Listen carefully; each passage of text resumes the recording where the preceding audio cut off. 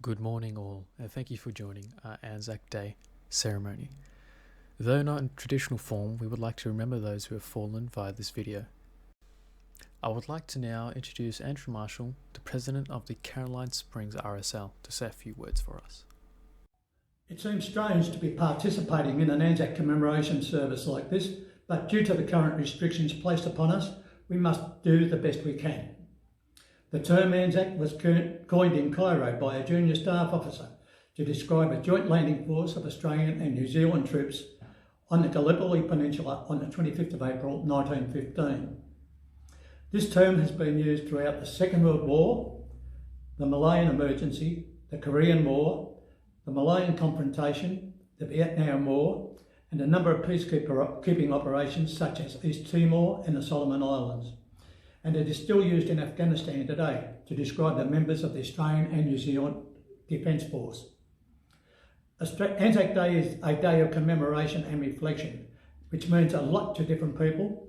To the relatives who have lost loved ones during past conflicts, it is a time for them to reflect and remember their relations and the sacrifices that they made for their country.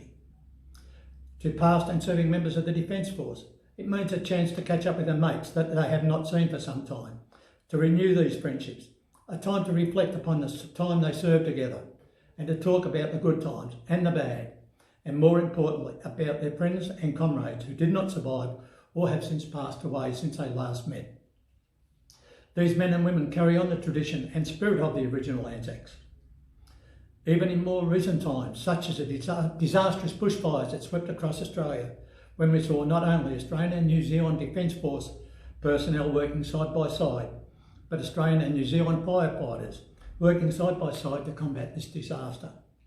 This is what I would describe as the spirit of Anzac.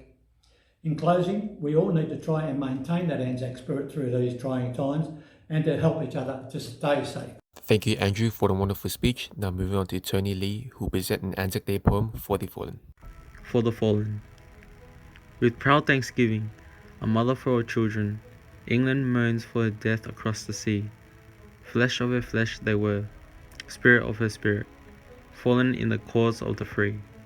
Omen the drums thrill, death august and royal, sings sorrow up into mortal spheres. There is music in the midst of desolation, and a glory that shines upon our tears. With songs to the battle, they were young, straight of limb, true of eye, steady and aglow. They were staunch to the end against odds uncounted. They fell with their faces to the foe. They shall grow not old, as we that are left grow old. Age shall not weary them, nor the years condemn. At the going down of the sun, and in the morning, we will remember them. They mingle not with their laughing comrades again. They sit no more at familiar tables at home. They have no lot in our labour of the daytime. They sit beyond England's foam. Desires are, and our hopes profound, felt as a wellspring that is hidden from sight. To the innermost heart of their own land, they are known as the stars are known to the night.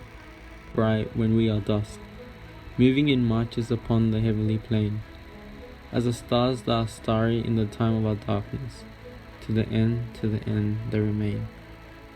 By Lawrence Binion.